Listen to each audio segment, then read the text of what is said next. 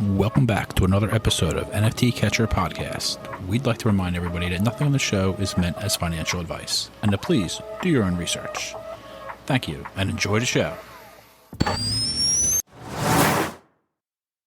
Now the subject is NFTs. They're known as non-fungible tokens, or NFTs. NFTs are exploding in popularity. This is a technology that will forever change the way people interact. So it is happening whether you understand it and like it or not. This phenomenon is moving. The digital. You have now joined Jenny from the blockchain and Michael Keene on the NFT Catcher Podcast. What's up, everyone, and welcome back to another episode of the NFT Catcher Podcast with me, Jenny from the blockchain, and my co-host, Michael Keene. For today's Sunday recap, we have a special guest joining us, actually a repeat guest. And we don't have too many double guests coming on, so we are so pumped to have Zeneca joining us. You guys all know Zeneca, but if you don't, he's a writer, collector, trader, angel investor, and founder of Zen Academy and the 333 Club. Basically, anything having to do with NFTs, he does it. He does it all. But Zeneca, welcome to the show. Thank you. I'm really excited to be back. It's a pleasure to be here, really. Yes, yeah. And we were just talking right before we started recording. You guys, we had Zeneca on, first of all, episode 143, if you want to go back and listen to it. But it was literally May 2003. Oh my God, not 2003. May 2023. And now it's May 2024. So how crazy is that we literally are here having him on 1 year later? Like, that is so insane to me. It's meant to be. 1 year it's been. Yeah, it's I meant know. to be. Yeah. And it's been a crazy year too. So, but yeah, we're excited. Shout out Michael for making this happen. Is that you for coming on? You know, last week I actually messaged you like, hey, we're recording in like 30 minutes and you're something like that. And you're like, sorry, I missed that one. But I asked you again this week and you're very gracious to come on. I know it's super early where you are, so we're very excited.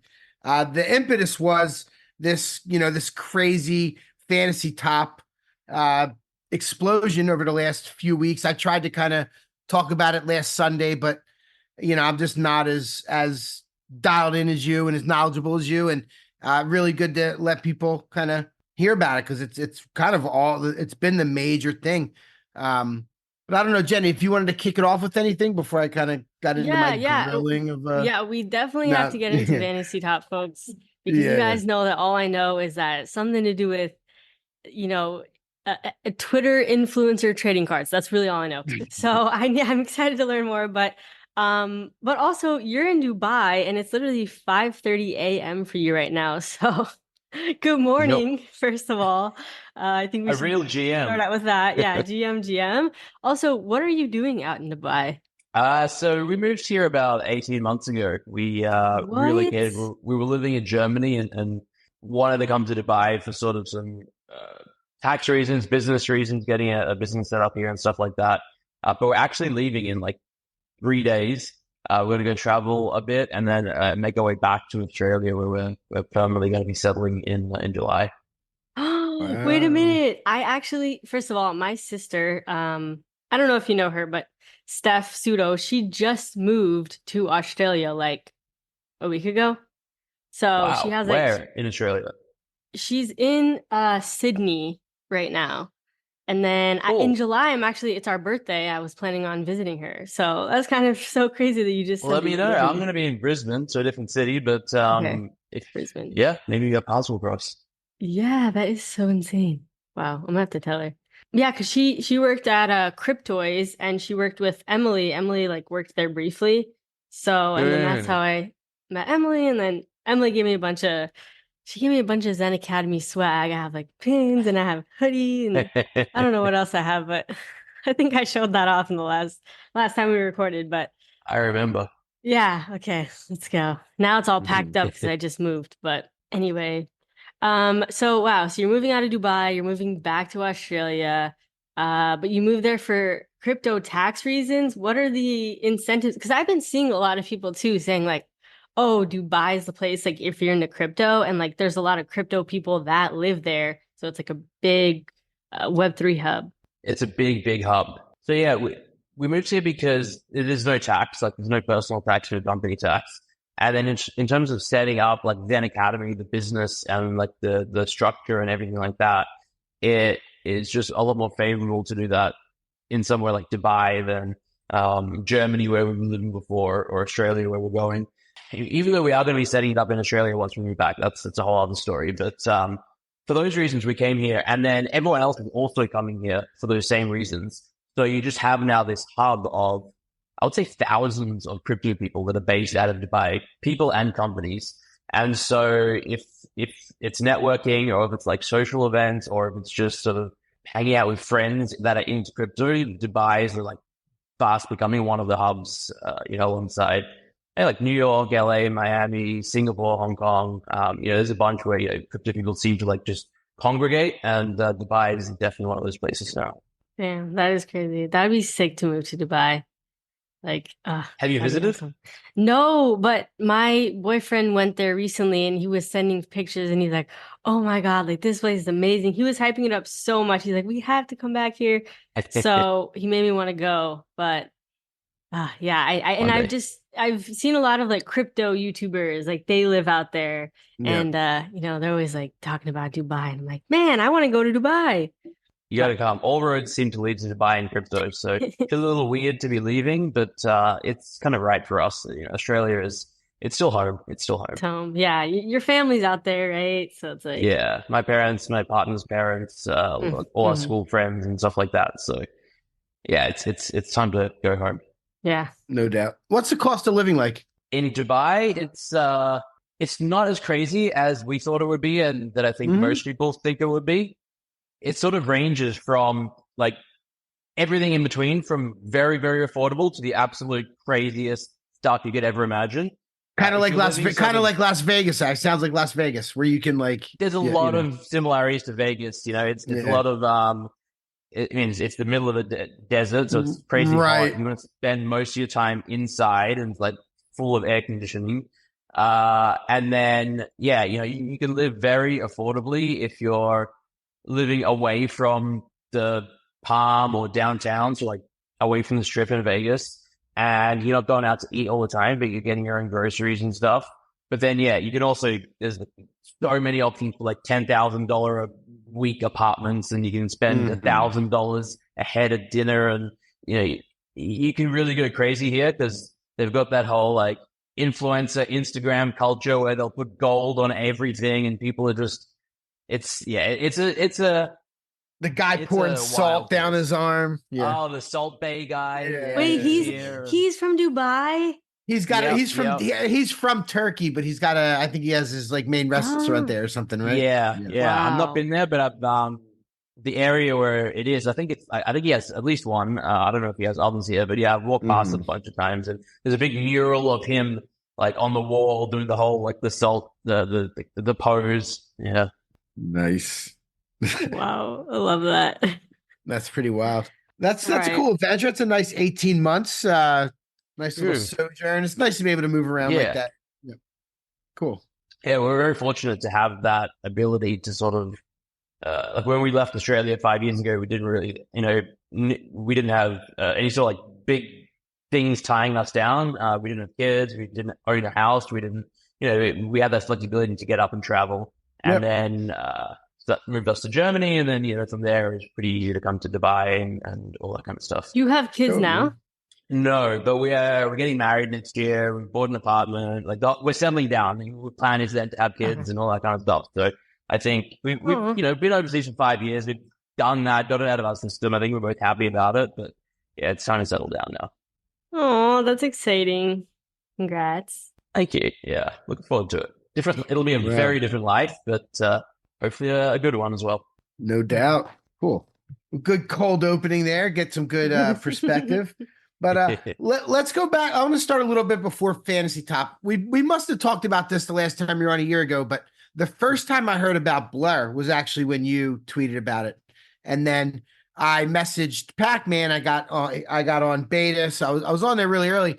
It was like, I had talked about it for a long time. I never obviously put it together. He put it together, but I was in the ticket industry for 17 years, and I always said NFTs need a point of sale, is what I called it, where you can list everything and just price real easy and do all this different stuff. And he was the first one to put that together. And I just thought it was really brilliant. Did you know that it was going to be like turn into that like mega farm that it turned into?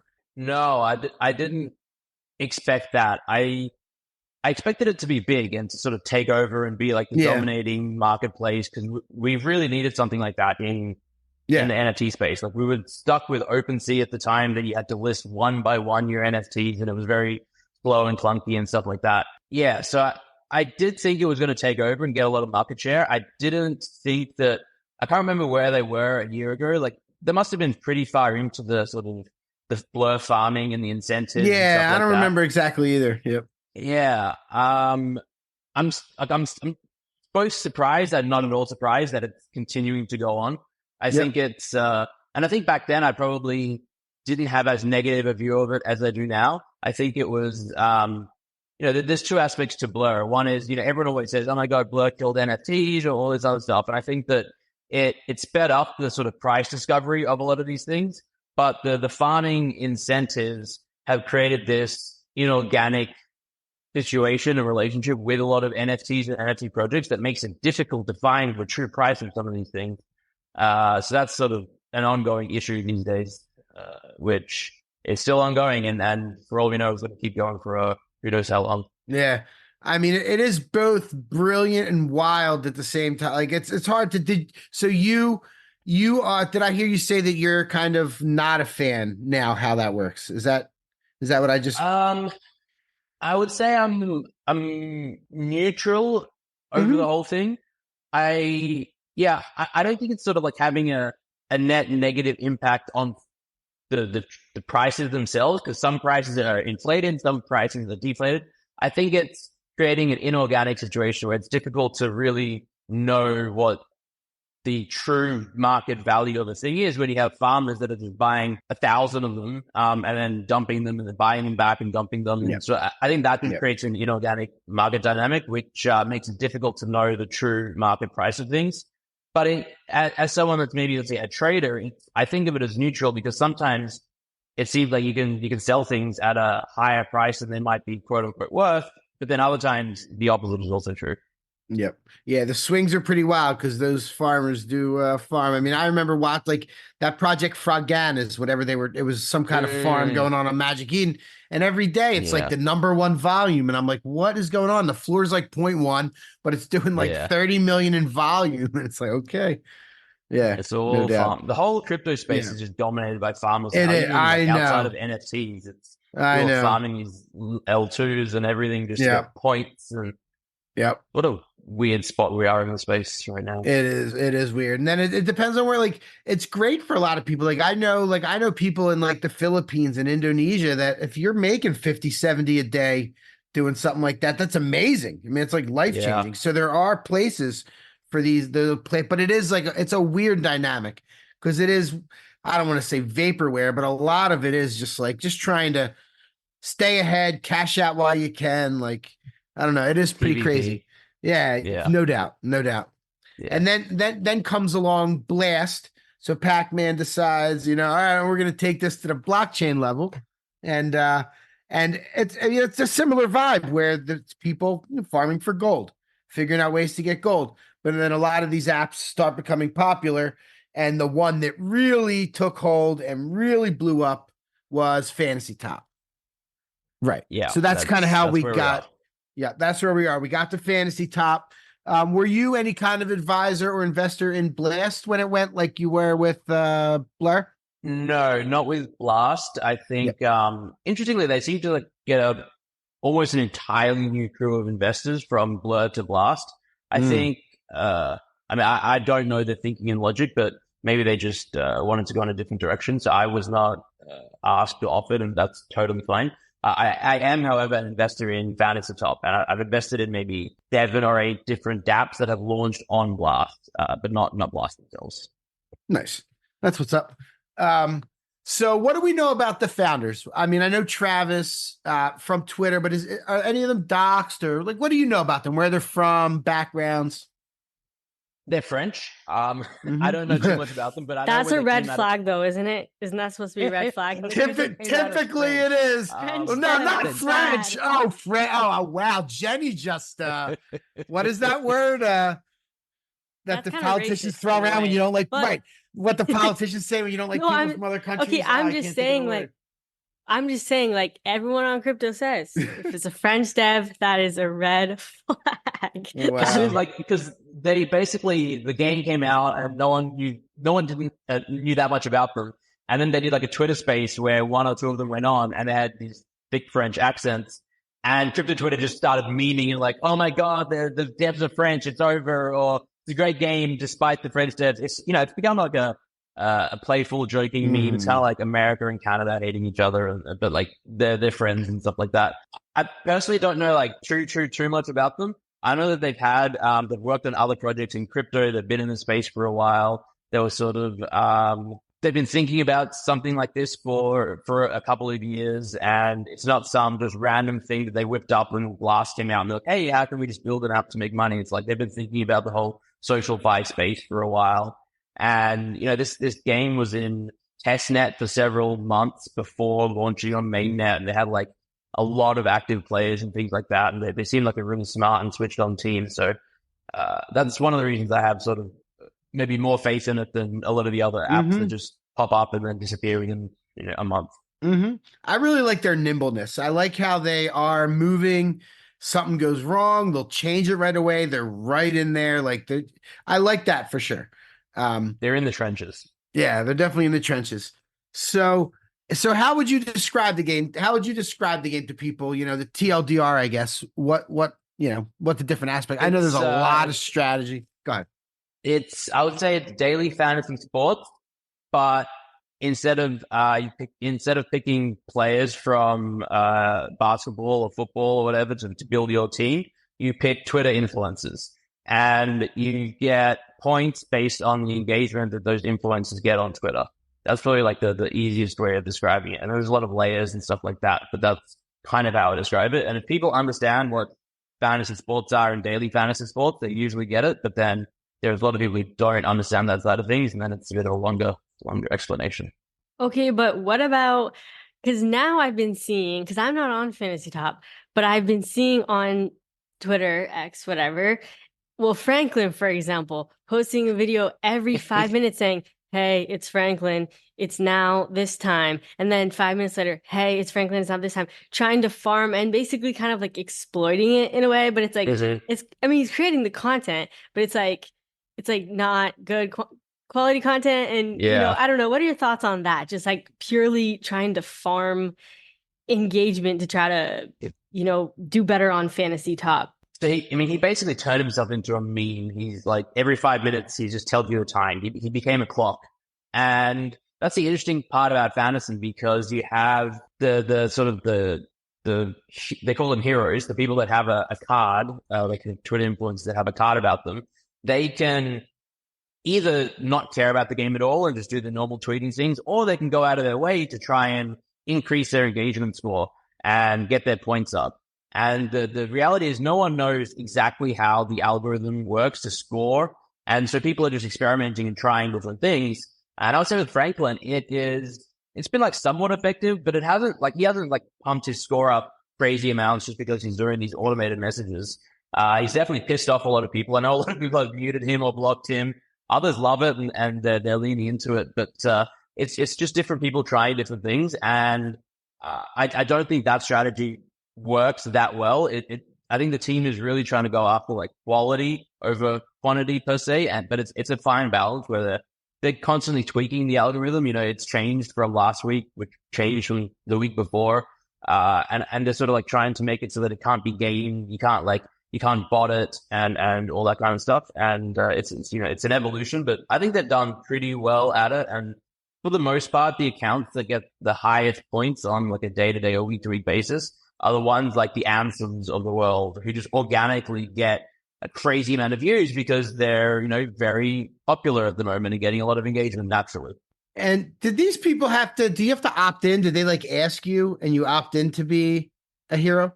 So yes and no. So it is opt in, but I don't think it was like 100% clear to every hero that they were necessarily opting in. Because the way you opted in was you went to like their website and you went through like a process, but it was like to claim an airdrop. And if you were a hero and you signed up to the site and claimed this airdrop, then that was you opting in. And I knew that I was opting in because the team had DM'd me and said, hey, if you want to be a hero, go to this and we go to that. But I've spoken to a couple of people who didn't know that they were opting in by going through that process. Maybe the team hadn't explicitly told them, or they missed a DM somewhere or something like that. And there's been one case of one hero who didn't want to be in the game anymore and told the team, and they removed them from the game. And just like anyone who owned their card, then just got randomly given a new card of like equal or greater value. So that it's possible for someone who really doesn't want to be in the game to exit the game, but I think they're trying not to have too much of that happen, and ideally get people in that want to be in. So is this just kind of like a popularity contest in a way, like you want your card to be valuable, or are you like making money by being a hero? So the heroes so every hero has a card that's basically an NFT that can be traded on their website. And if you want to play that hero in a deck in the tournament, they run tournaments, a few tournaments a week, you have to own their card. And so the heroes that do better and have a higher score, their cards are generally more valuable. And every time a card is traded on secondary, there's a 3% marketplace fee, and half of that goes to the hero. So the heroes are incentivized to have their card be a higher value, have people trading and buy their card. And then the protocol makes money another way. They sell like packs and cards, like Pokemon cards, Yu-Gi-Oh, whatever. And 10% of the pack sales goes into this big pool. And that pool is split between all 170 or 66 heroes there are right now. And so there's some addition that goes towards the heroes. And a little bit additional money that comes in just from the protocol making money by selling packs as well. So it's there's financial positives and incentives for being a hero. There are other things that are negatives, like some people find it stressful or they don't like the idea of, people are in the DMs going, hey, why aren't you tweeting more and stuff like that. And it's a delicate balance, and it's not for everyone. And someone else said this, I can't remember who it was, but if you're, if you have like anxiety and you feel pressured, then maybe being a hero is not for you, because, it's almost like you've now launched an NFT project and you have angry bag holders and people that own your NFT being like, rah, rah, rah, rah, rah. I think it's a lot less intense than that because of just the nature of it, but you'll definitely get some upset people coming after you on Twitter, and you need a little bit of a thick skin to deal with that. Yeah, I'd say so. I'm just kind of curious, like how this kind of plays out long term, because it seems like a lot of things are kind of like, oh, in the moment they're just so exciting and so hype, and then it's like, shortly after they end up dying down and going away, and it's like, I'm just I'm rooting for this thing, even though I'm not a part of it, but I'm like, what is this thing going to look like, even a few months from now, maybe a year from now? Yeah, the real answer is no one knows. Like a few months is a lifetime in crypto, and how quickly attention jump from one thing to another. So it could all be dead in a month. It could, people could be bored of it. No one's playing or trading and the prices crumble. I'm optimistic. I'm bullish and optimistic because I love games. I grew up, my entire life revolves around board games, video games, card games. It's like the thing I love more than anything. And I genuinely have fun playing this game. Like take me being a hero out of it and just like buying the cards, thinking who goes into the deck every tournament, strategizing, thinking who's going to be posting well, who's not, who posts more on weekends and who doesn't. And like, there's a lot of different layers to the strategy of it that I personally find fun and engaging. And I think a bunch of other people do too. Again, who knows if that survives a month from now or 3 months from now. But that to me gives me more hope than, Friend Tech, for instance. I think, I was Friend Tech early and participating in that ecosystem. But for me, most of Friend Tech was just making money. It was, let's farm the points and let's try and flip the keys and let's just try and make money one way or another. Obviously, fantasy is a large part of making money and farming gold and all these other things. But a large part of it to me is fun. And I think that if they can keep that fun element going and like dodge like the million minefields along the way that could kill this whole project, because there's a lot of things. And then the whole space and the attention doesn't get drawn into another direction. then it has a chance of surviving. But it's very, very difficult to get people to stick to an app in crypto, especially once the incentives dry up. And now there's this last gold, and you're getting these fan points. I think you're going to be like they're going to be launching a token and stuff like that. Who knows what it looks like when all that disappears, or if we get into a bear market. But anyway, it's going to be very difficult to make it, but I'm cautiously optimistic. Okay. Can new heroes come into play, or is this kind of like, okay, these are the heroes? So that's one of the reasons I think it does have a better chance of making it. I think they said every 2 weeks they want to introduce some new heroes, and they've already done it once. So they launched a few weeks back, and it was less than 2 weeks that they launched a second wave of heroes. And what that does is it keeps the game fresh and exciting, as well as on the timeline, and people continue to talk about it, because now you have a bunch of new people that are joining the game and probably going to be talking about it to their followers and their audience. And it's like this kind of interesting flywheel that gets created where the heroes join and they talk about it on Twitter.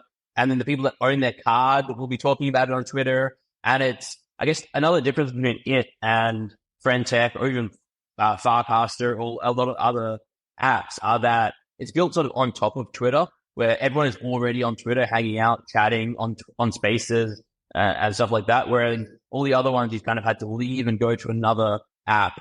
And that it's always difficult to get people to change their habits and go spend time on a different app instead of just doing what they're normally doing. And then this game is just existing on top of it.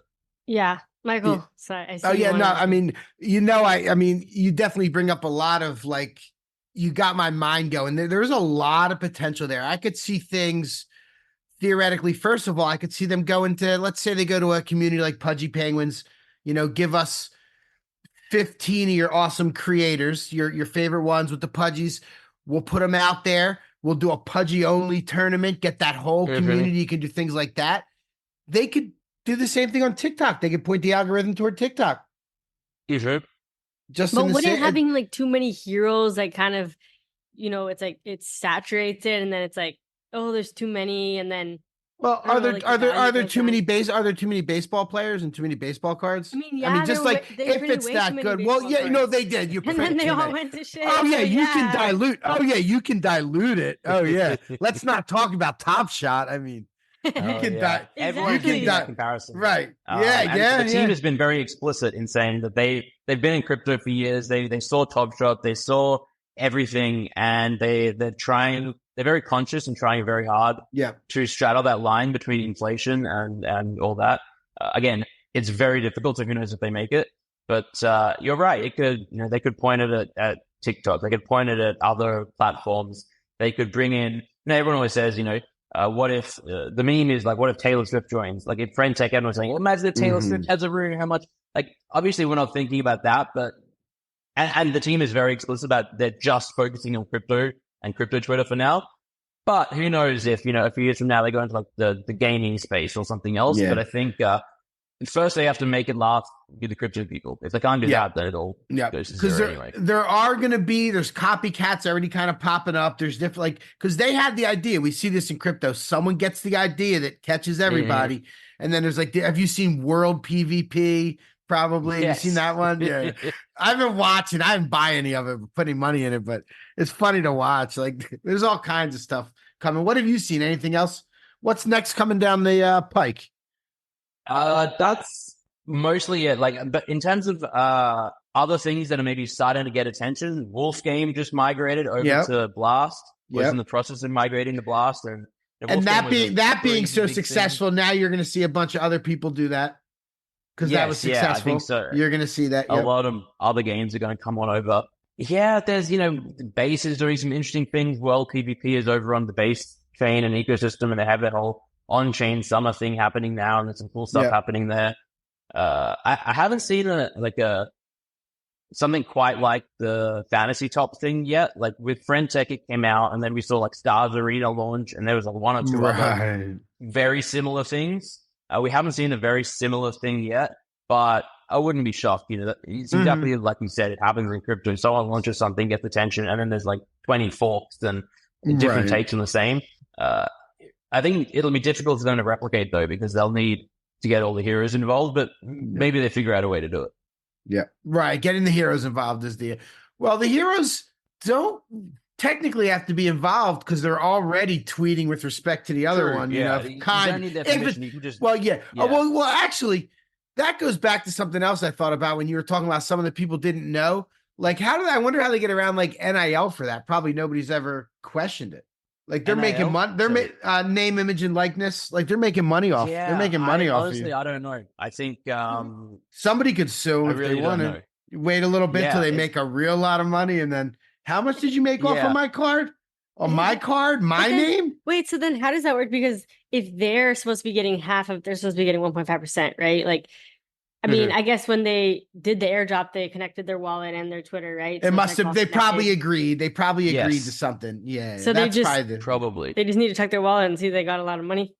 I guess. Yeah, I mean, they haven't actually distributed it yet. Oh, really? They're yeah, Okay, so there's some tech issue or whatever. They're trying to roll it. The Basically what they wanna Anon do- devs haven't Oh, distributed. no, the it French yet? devs Uh-oh. haven't distributed The the money. French devs. Anon devs. Oh my Wait. God. Wait, so you're telling me you haven't no, gotten a cent from this yet, Zeneca? Not yet, not from the team. They did the first quote unquote distribution where they said this is how much you're going to get, and it's like you can see it on your account. But then a bunch of the areas we were like, it would be nice to distribute some of this to the people that own our cards.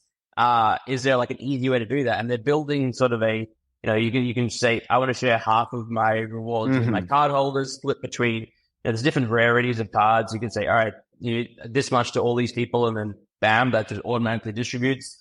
Some people are going to want to keep all of it. Some are going to want to give all of it away, and then everything in the middle. And so I think that's why it's been delayed, but it should be, I think, within a week, we should be able to get our distributions. Okay, we'll have. And you also are, and you're getting the gold as well, right? Which everybody's hoping is going to be like whatever $6 a gold now, or whatever. It's going to end up being. I mean, the heroes get a tiny, like relatively tiny amount. I think it's like 25 gold each. But for playing the actual tournament, that's what is motivating a lot of people, I think, because they had close to 3 million gold in total they've been given to distribute, which at $6 each, that's close to $20 million.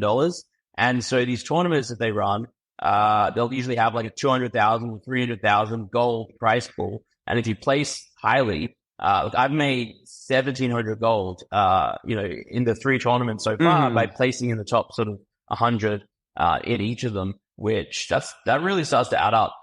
Again, hopefully gold is still worth something by the time we actually right. get to the So like, PGE. well, that's I wonder about gold. Is gold for anything other than cashing out? Because isn't it at that point it going to be a race to zero once everybody gets it? Because everybody's been farming for so long not to collect gold, to make money.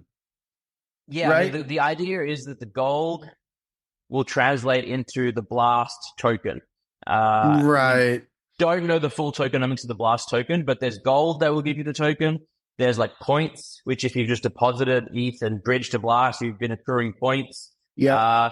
And so everyone is kind of speculating on how much of this Blast token is going to be distributed to TGE, how much is going to go to the farmers, what's going to happen to the rest.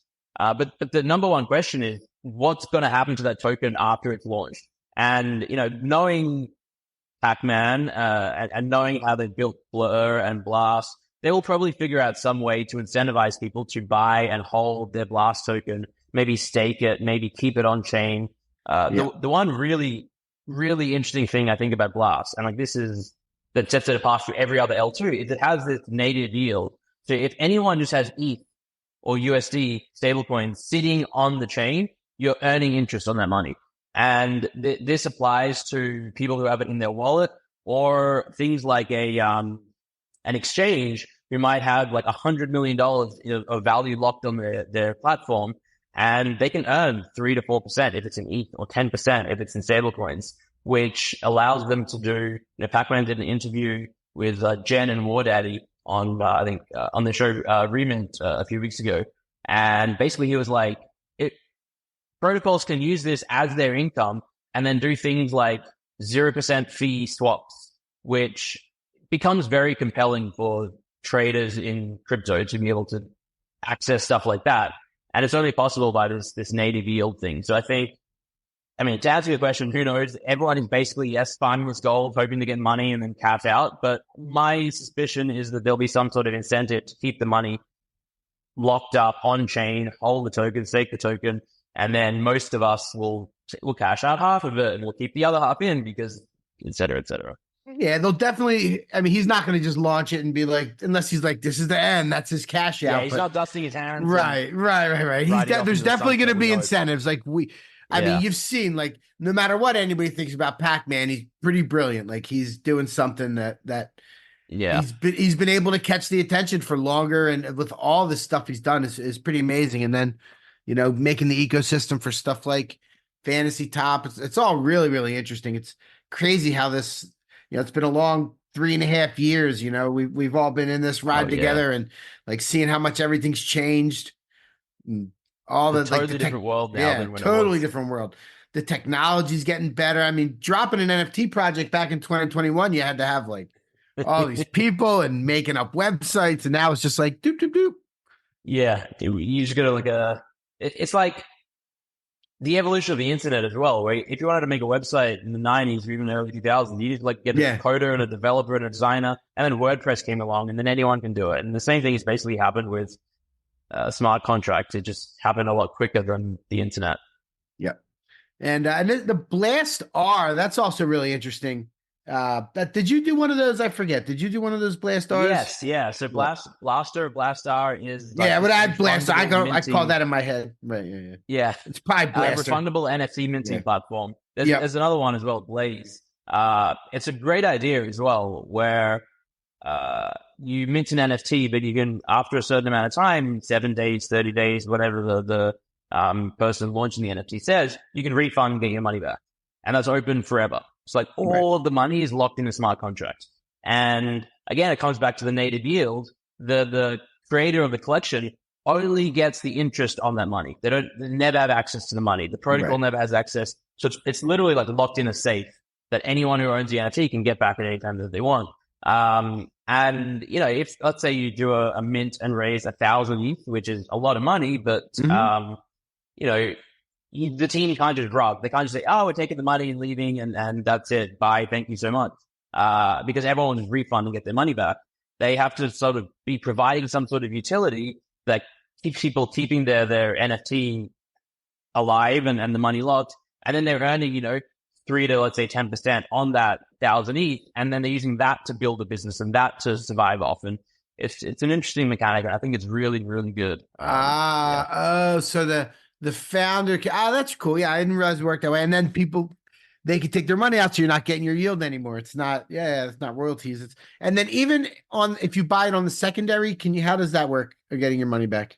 Yes, so you can buy it on secondary and go and refund it as well. That's why you see almost all these collections are trading at min price on secondary because, again, the blur farmers are buying and selling them. Yeah. There is one sort of twist to that where you can sort of upgrade your NFT. They call it upgrading, which basically says you decide you don't want the ability to be able to refund your money at all.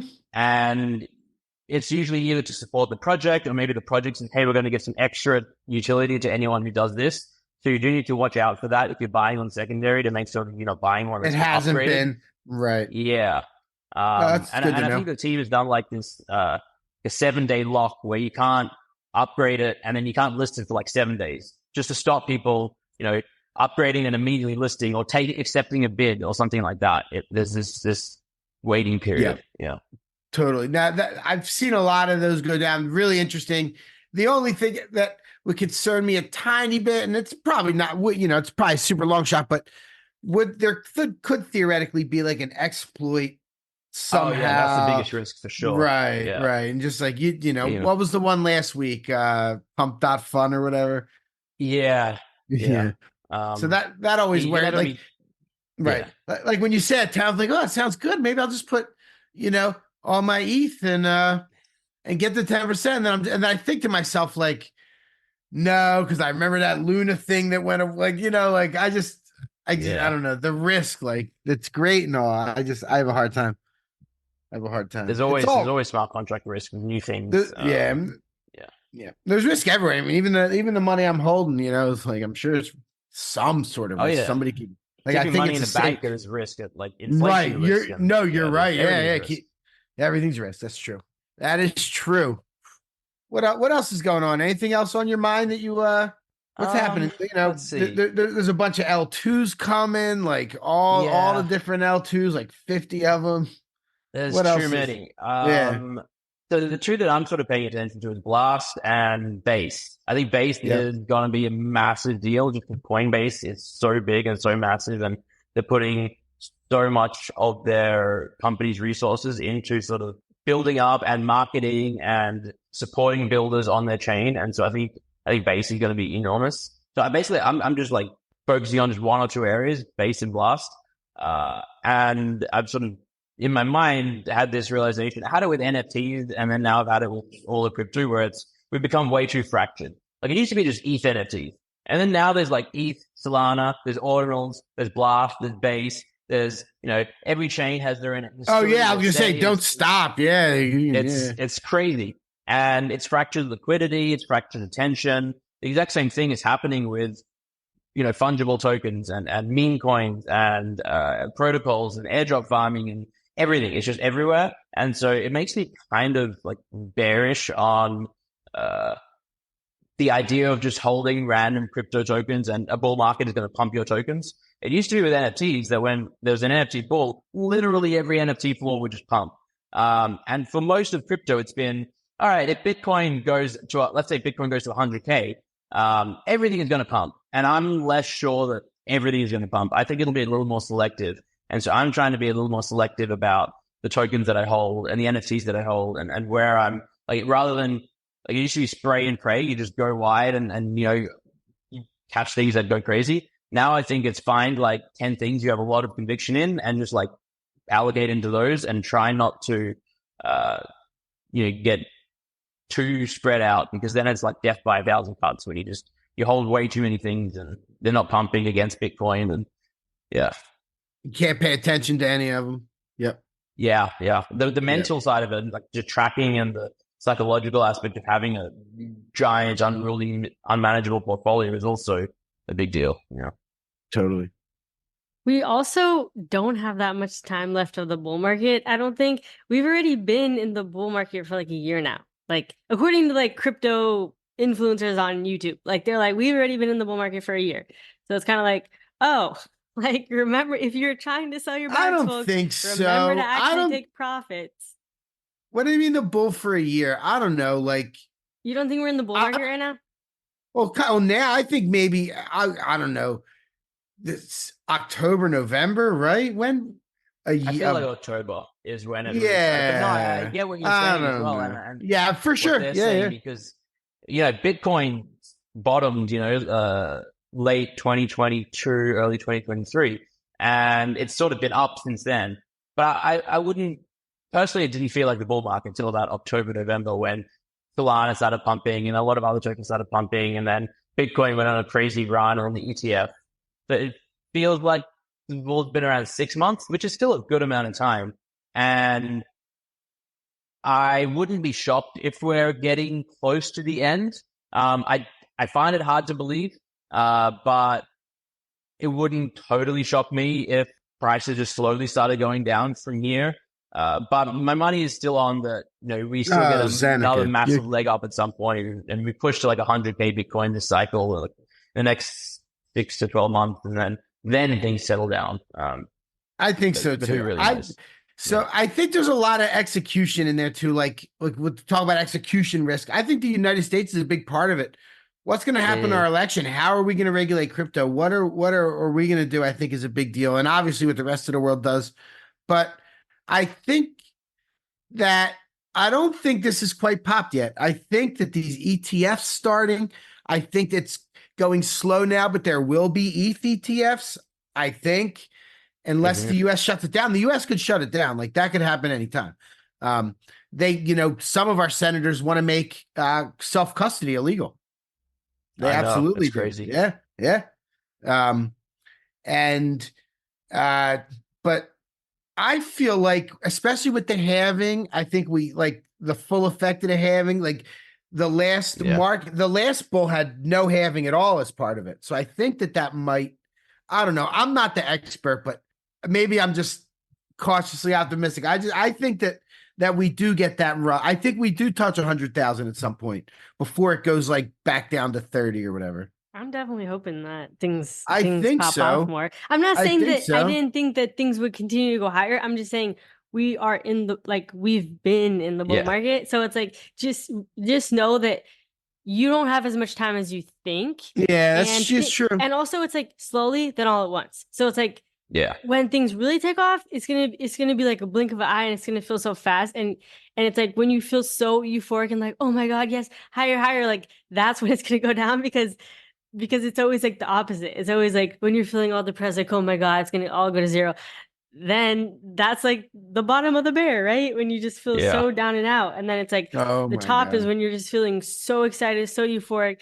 Bored apes to 1 million, you know. So Are you making fun of me? Are you making fun of me, Jenny?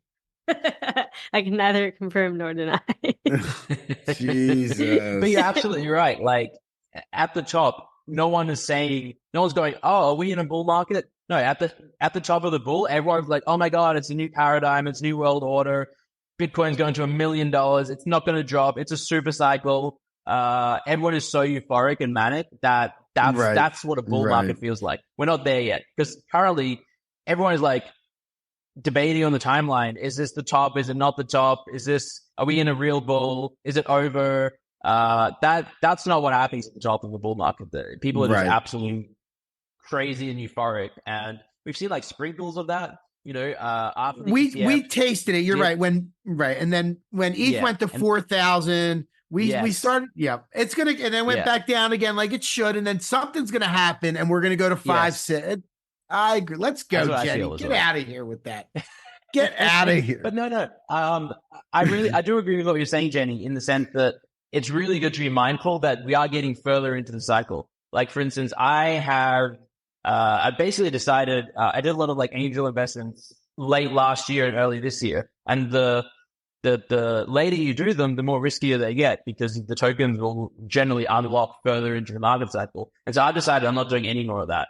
And then just last night, I decided, you know what, I own too many random things. I'm not going to buy anything new for a while. Like no new mint coins, no new NFTs. I'm just going to focus on like selling a bit first and like getting back to a more manageable position. And then, because, worst case scenario, things keep going up, but I still have a bunch of crypto. That's not bad to be selling. Best case scenario, things are going up. Worst case scenario, things crash and selling now is going to be a really good move if that happens. And so, just trying to mitigate risk as much as possible. Yeah, because you can never, I remember watching this video last cycle when I was just into crypto before NFTs and I forget which crypto influencer I was watching on YouTube, but he was saying don't try to time the top because everyone tries to time the top, but it's practically impossible. It's think of the probability of that. So you just have to slowly take profits along the way and you have to just be, come up with a plan and try your best to stick to it because, you do get very highly emotional when that time comes and, it is very exciting and it's your brain starts messing with you. So yeah, but yeah, anyways. 100%. I think if you can sell within 20% of the top, you're doing very, very good.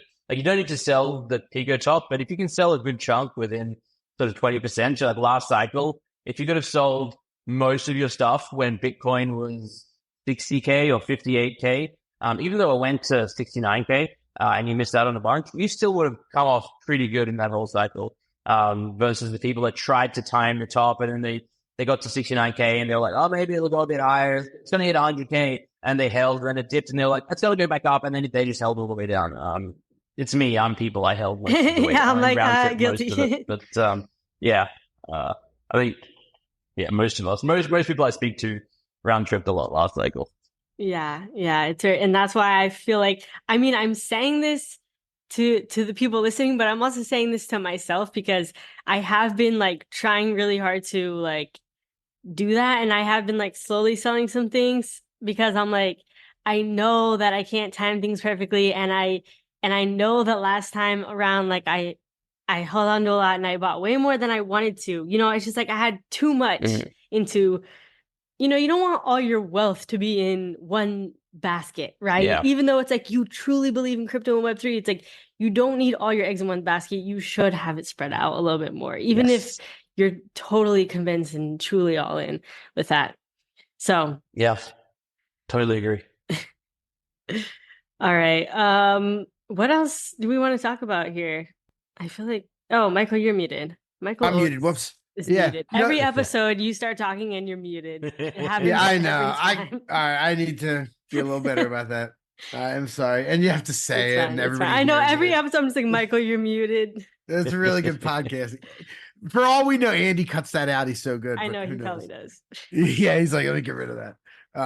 So the only other thing did you guys see Dolce and Gabbana? Somebody filed a class action lawsuit because their NFTs were delayed that they were supposed to give out, and the price like completely crashed because of the I delay. did not see that. Yeah, That's interesting, though.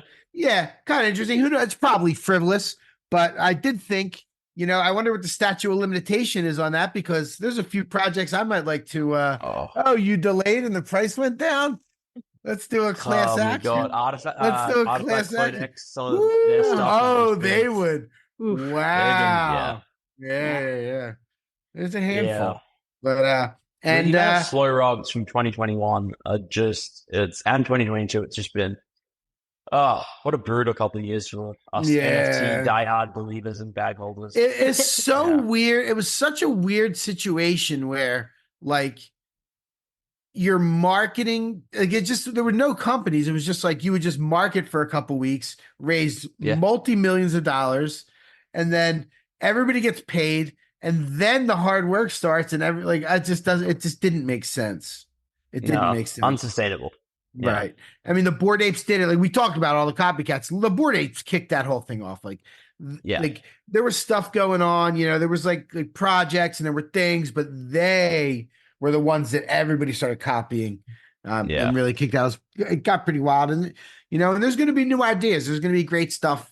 The blockchain is what's going to stick around. So 100%. That is revolutionary. It's going to change the world. I firmly believe that still. It's just that's what I agree. Yeah, maybe.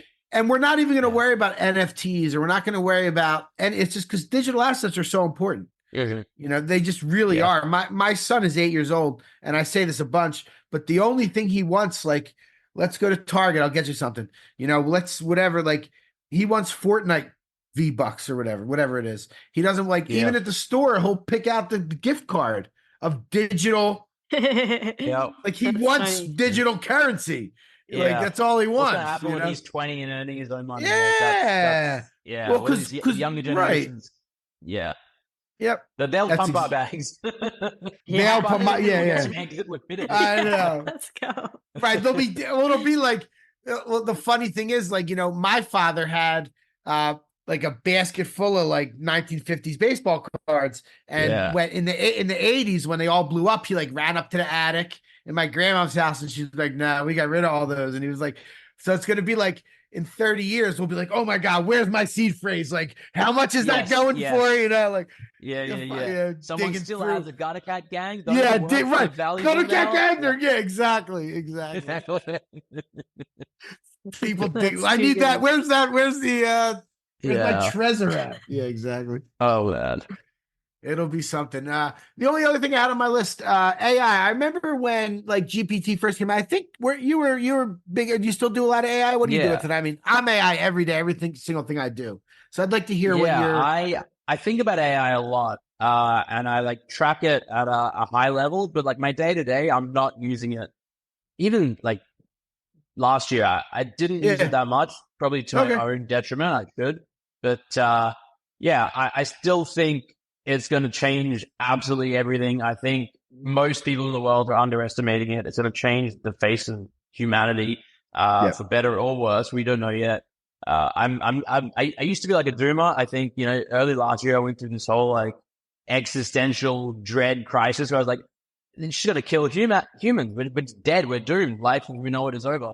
Now I think that's a possibility, but I just choose to imagine the utopian side of things where it's like, all right, now the AI is going to make everything so much more efficient and cheap that will solve housing, will solve the food crisis, will solve clean water, will solve all these health issues. Everyone will be able to live a more peaceful, happier life. But I think even in this scenario, there's going to be a several year, at least, period of darkness where we're already seeing a lot of people out of jobs because of AI just taking over jobs. And I think that the governments of the world are not going to react in time and upgrade their systems in time. And there's this. We're in crypto, and like there's a bull market. It's crazy, but on the flip side, like there's a real cost of living crisis around the world. And when we step out of this bubble and talk to school friends or just people that I know outside of this space, they're like, oh yeah, rent's just gone up another 20%, and we can't pay for we can't go out to restaurants anymore. We have to watch our budget, and there's a real crisis out there that I think people in crypto sometimes don't think about enough.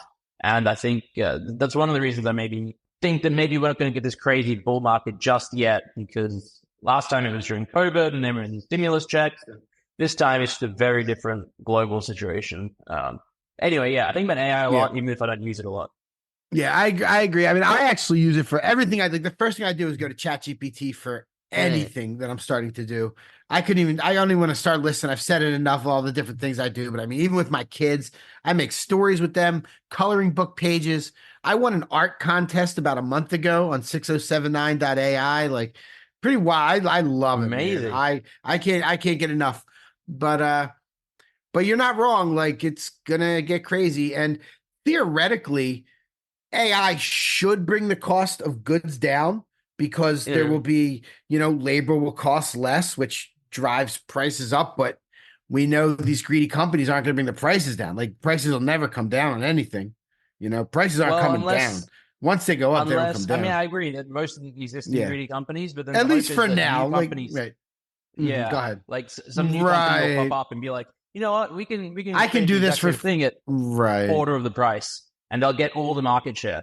And then that's true. That's why competition is so good in the world. And then they'll have to, all its flaws is actually really good because it will right. That part of it is absolutely It will. You hope. But that's the dream. You hope. Right. It's gonna get wild because the AI it's gonna get so good so fast. Like we don't even understand. 5 years from now, it's already mind blowing, amazing. But it's gonna get like when I make a picture, I get one picture in about 15 seconds. Like it's awesome, it's amazing. But soon I'm gonna get 50 of them to choose from in 2 seconds. You know what I mean? Not just a picture, you get a movie. You'll get like a TV show. You'll get that's right. Yeah, you'll be able to say, I want a 2-hour movie starring the three of us going on a trip around the world and whatever, and it'll make the movie for you. Like and then you can watch it in your glasses as you're walking around town. As your self-driving cars driving you everywhere. You're just like Yep. Ads popping up everywhere that are designed just for you, like the things It'll that be you like Futurama. Ads in our dream next. No. Oh wow, with the Neuralink. Well, there will be a point where the Neuralink will be so good that everybody that has it has this huge advantage over everyone else that you'll want it. I'm not getting the Neuralink. Well, no, we're not going to. That's when I'm going to be living off the grid. I'm just going to be having my fun with my chickens, grow my own. But a couple generations from now, they're going to be That sounds great. I mean, the cell phone is not far off from a Neuralink. It's just not inside. I know. It's always. I know that is so. Yeah, it's so like true. This is we're connected to a computer. I know. It's always my hand, always in my pocket. Like it's always on my body. It's so true. That is so true. The weird thing is the always times I notice how weird it is to me is if like my kids have my phone and every 30 seconds I'm like pulling at my pocket like I'm supposed to be grabbing something. Yeah. I'm like, gee, I'm crazy. I don't realize it when I have it because I just get it and I'm like, cool. But then literally when they have, where's my phone? Where's my phone? Yeah. Where's my phone? Like constantly. It's so weird. If we just look at how much like technology is around us right now, like we've all got headphones on, there's microphones, there's computers, there's laptops, there's phones. I've had this thought since Wi-Fi encompassing us everywhere. Oh, all the radio waves and everything. It really feels like, listen, we're in the process of evolving into the next species from Homo sapiens to Homo cyborgs or whatever it is. Because like you said, in a few generations, if you don't have a chip implanted or if you don't have something that's augmenting you, you're just going to be like so much, you'll be like a monkey compared to us. You'll be like, the intelligence difference between like a dog. You won't even be able to talk. Those people won't even want to talk to you. They might be talking 1,000 times faster. Like that's how quickly it'll be. Or just thinking. They probably just think to each other. Right. It's just you look at like we'll look at each other. I'll look at you. We'll know everything about each other. Like, Yeah. It is weird. It's scary, but it's also exciting. But you know what it reminds me of is that one like Einstein quote that he's famous for. His question, it's like, is the universe friendly? And he asked that so that people think about it and that they answer, yes, the universe is friendly, because then it kind of like manifests the universe being friendly. So it's like, yes, AI is scary and everything, but we have to think about the good. And, if you dwell on the dystopian, then it's like, you're kind of like manifesting that. So careful what you think, folks. We want friendly AI for sure. That's true. Yeah. That's true. We want AI to be nice to us. Yeah. Love it. Well, this is great. We went for about an hour. Thank you so much for coming on and, all that knowledge and clearing up a bunch of stuff about FantasyTop and just having a good time and reminiscing. It was really fun. Really fun, man. Thank you so much for having me back. Yeah, it's always a pleasure chatting with you guys. This conversation went in many directions. I love that we ended up with AI. No, really a pleasure. Thanks for having me. Yeah. Maybe May 2025. We'll make it a thing now. We're gonna make it a thing. AI bot by then. It'll be 3 AIs. Right. Do you want my funny bot or my serious smart bot? That's crazy. Man. We joke. I know. We'll be listening to this like, oh my God, we were joking about that, and now it's reality. I can't believe I actually had to talk on a podcast. Oh. How cringe was that? Yeah. Wild. Okay, stuff. Well, this seriously was fun. Like, it flew by so quick. It was great having you on. Great having you back. Hopefully, we'll have you back on in another year. So see you until then, see you in a year. Good luck in your travels, man. Good luck in your move. Big move. Thank you. Thank you. Yeah. Maybe I'll see you in Australia. Never know. That would be great. All right. Thank you all for tuning into this episode of the NFT Catcher podcast, and we will catch you in the next one. Peace. Thank you for tuning in to the NFT Catcher podcast. We hope you enjoyed today's episode and learned something new about the exciting world of NFTs. If you enjoyed today's episode, please take a moment to subscribe to our podcast on Apple, Spotify, or wherever you listen to your podcasts.